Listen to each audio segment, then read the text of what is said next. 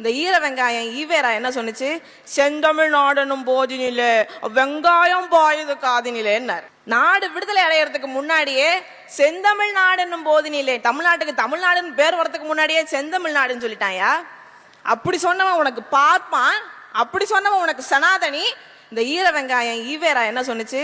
செந்தமிழ் நாடனும் போதினிலே வெங்காயம் பாயுது காதினிலேன்னார். சனியனான தமிழ் மொழின்னார். சொன்னாரா இல்லையா? சனியனான தமிழ் மொழி, தாய்மொழி நாய்மொழி, இன்னும் என்னென்ன சொல்லியிருக்கிறார் என் தாய்மொழியை பற்றி. தமிழ் மொழிக்கு என்ன பெருமை இருக்குது? உலக அரங்கில் தமிழ் மொழி முன்னிலை வைத்திட முடியுமா? தமிழ் காட்டுமிராண்டி மொழின்னு சொன்னாருங்க. தமிழ் காட்டுமிராண்டி மொழியாம். என்ன பெருமை இருக்கா தமிழ் மொழிக்கு?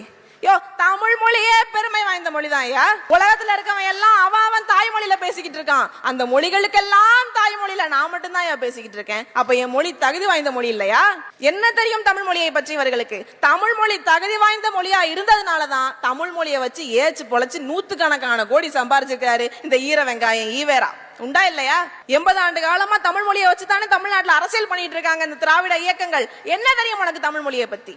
யாம் அறிந்த மொழிகளிலே தமிழ் மொழி போல் இனிதாவது எங்கும் காணோம்னு பாடிட்டான். யாம் அறிந்த புலவர்களிலே கம்பனை போல், வள்ளுவன் போல், இளங்கோவை போல் பூமிதனில் யாங்கனுமே பிறந்ததில்லை, உண்மை வெறும் புகழ்ச்சி இல்லைன்னாங்க என் பாட்டம் பாரதி. நீ என் புலவர்களை என்ன சொன்ன? தமிழ் புலவர்கள் நாய்கள், நாய் போல் எச்சில் கடிப்பவர்கள், நாய் போல் எலும்பு கடிப்பவர்கள், எச்சில் நக்குபவர்கள். தமிழ் புலவர்களை தூக்கிலிட வேண்டும் அப்படின்னு சொன்னாருங்க இந்த ஈவேரா. என் பாட்டம் பாரதி சொல்றான் பாருங்க, வள்ளுவன் தன்னை உலகினுக்கே தந்து வான் புகழ் கொண்ட தமிழ்நாடுன்னு பாடிவிட்டாயா? வான் புகழ் கொண்ட தமிழ்நாடு. இன்னைக்கு திருக்குறளை மொழிபெயர்க்காத மொழியே இல்ல. அரபு நாடுகள்ல அரபு மொழியில திருக்குறள் மொழிபெயர்க்கப்பட்டிருக்கு. லியோ டால்ஸ்டாய் புகழாரம் சூட்டியது இந்த திருக்குறளை தானே. இவர் யார் திருக்குறளை பத்தி பேசுறதுக்கு?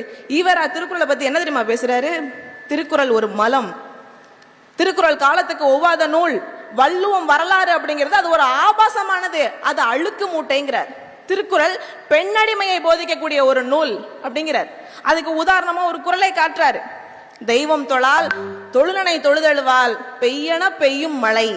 இது எவ்வளவு ஒரு பிற்போக்குத்தனமான குறள் அப்படின்னு கேட்கிறாரு. அந்த காலத்துல இருந்து இந்த காலம் வரைக்கும் இன்னும் எந்த காலமானாலும் தமிழ் பெண்கள் நல்லொழுக்கம் பேணி வாழக்கூடிய பெண்கள், ஒழுக்க நெறி பின்பற்றி வாழக்கூடிய பெண்கள். இப்படி வாழாம எப்படி வாழ சொல்ற? இந்த ஈவேரா சொல்லி கொடுத்தாரு, என்ஜாய்மெண்ட் வித்தவுட் ரெஸ்பான்சிபிலிட்டின்னு. அப்படி வாழ்றதா? எப்படி வாழ சொல்ற?